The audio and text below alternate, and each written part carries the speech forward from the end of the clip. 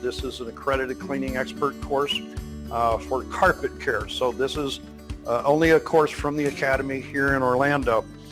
Now, when I start this, most carpet today is made of a man-made fiber. So what you notice is that as you find the texture of the grooves in the mat, that it just floats from one to the other.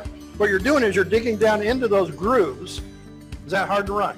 No, not at all. Okay, tell Josephine. Is it hard to run? Very easy to run.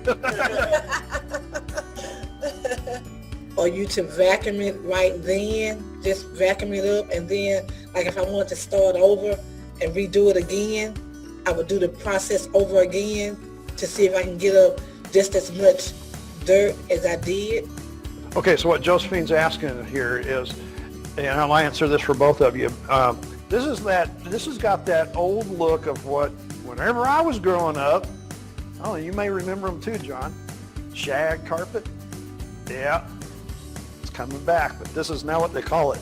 They call it frisé or frizzy. I don't know which one you call it. I just call it disaster.